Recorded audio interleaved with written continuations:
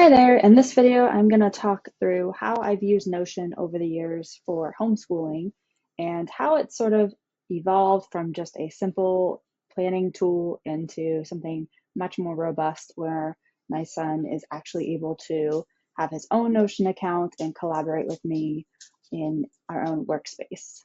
So we started in, I guess, 2022 in fourth grade using Notion, and this was really just my side of it.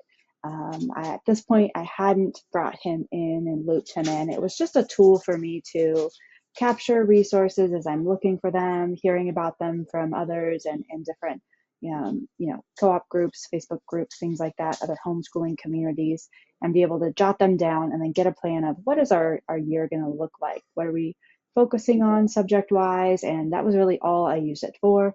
I don't have much more than just kind of capturing that. Now, by the next year, when he was entering fifth grade, I started to play around with how I could use this by breaking down our schedule a little bit more. We had a Monday and Friday schedule with more of let's see, I'll just walk through it really. We had some guidelines and resources up here, like break time was some games, videos, and yoga, movement videos, calming down, like relaxing videos. So anytime he needed to take a break, this was the break page that he would come to and choose something from here to work on during that break and kind of take that time away from school. Now, we also had some like agreements in our school year during that was like before tech, going outside, moving your body, cleaning up your room, a chore. And then we had math resources here, what it was broken down by, and he had the check boxes so he could check this off as he was going through, although he really didn't use it too much for that. Then we had, health, unit study, social studies, art, tech guidelines. So I had a mixture of what our rules and regulations and things like that were, as well as all of our subjects in here. Then on Tuesday, Wednesday, Thursday, which was kind of the bulk of our curriculum stuff, this was broken down by digital skills. There were other resources before tech, reading, grammar, writing, math. So all of it was, listed out how many pages of each thing he needed to do, or if it was, a video he needed to watch, anything like that. That was here. Then I had a lot of fun with the holidays and other section, being able to really carve out some time during different seasons. This was our summer school where we had Monday, Wednesday was one thing, Tuesday, Thursday, and then we had Fridays off. We also were part of the Life Skills Now, which was really fun to be able to dive into that, and kept all of the handouts, links for all of those videos sorted here. There's some Thanksgiving and Christmas resources here where we were working through different activities.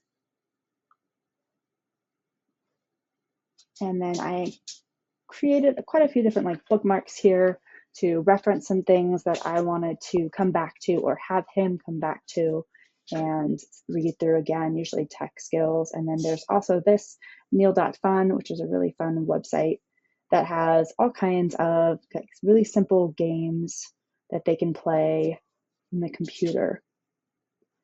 Taking a second to load, but yeah, here we go. Password games, Space Elevator is a favorite. There's all sorts of different ones here. Head back over here. All right, now I'm gonna shift to sixth grade, which was his last school year, and show you how that sort of evolved into, first year was just a plan that I was using to kind of jot down resources. Second year was a little bit of both. I didn't show you the plan side of that. I wanted to show you more of the way that he used it, which was he had access to my Notion with just that page, so it wasn't overwhelming or anything for him, and was able to check off a few things as he was doing it. Now by sixth grade, we had adapted this into more of a loop style where he had 5 loops. Each day was a loop basically, and Wherever he left off in that day, he just picked back up there. And most of the time he was able to get through everything, but on those days where it just wasn't happening, he could say he got through these 3 things. On that loop 2 for the next week, he would be able to see that he didn't finish these and start there and kind of just get caught up, really. We also had an everyday where there were a few things that he had to do each day. And this was the board view that he really liked versus the table view. Table view is really for me to be able to search and find things within it. So being able to say, I swear I put that resource, what was that called? It was, it was a Valentine's resource or something, and you'd be able to pull it up right away. And these were some of the holiday things that we had, videos and different reports, things like that. But we're able to have some more fun with that holiday stuff. Close that out. Let's head back to the board view. So I was able to put some, directions in here. Some of these are a little bit more detailed than others, but links to anything. And now this year was a combination of digital and bookwork. So some of these are just, letting you know how many pages to do, where others actually have videos and links. And here's our life skills for the summer that we used and kind of just created another database view underneath in here. And there's quite a few things that are hidden. So I'm gonna pause this first. So I had a later tab here, and this is really all the different things that we've worked on.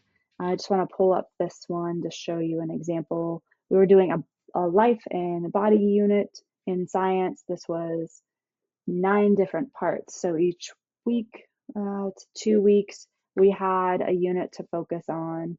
And these are all, let's see, I think this was peanut butter fish unit study. And this was a really good one, where she come through and found quite a few different videos to go along with it, which I really liked, and he did too, being able to visualize it and see it a different way. And then there was a couple of worksheets that went with that. So being able to put all of your resources in here for your kiddo to be able to access in one place, have it organized, and then you can organize it however you want with different tags for subjects. You can also add, like we had a days, and this is just a select one option here, then a general note and what type is it, is this math fact, daily question and answer. You can add in audio, video, whatever it is that makes sense for you and whatever it is you're trying to do, reminders, different things like that, to really customize it and make it work really well. And then you could even get fancy and have some automations in here so that when your child checks something off, it gets automatically checked off the next day. That's one option. Although we didn't go with that, we actually have it in our process, to our review process. Once he's checked everything, saying he's finished with it, and we go over it together, that as we're going through it, he's unchecking those boxes so that it is ready for the next time, the next day, the next loop, whatever it is that you have your schedule set up as. So hopefully that gives you some insight into how you can use Notion with your child. I don't have an age, guideline for this really. It really depends on your child and their tech skills, what they're comfortable with. We started in the 5th grade where he actually had access to it with his own account and able to interact with it, where 4th grade was more just a planning year, and that worked well for him. So your children, might be totally different. If it doesn't work out, you could always table it for the next year and come back and revisit it when they're a little bit older, and really just take it slow like we did, building on it from year to year to year as they get older and more familiar with the program and how to interact with it and how you can interact with it as the parent as well. So, all right, that's all for now.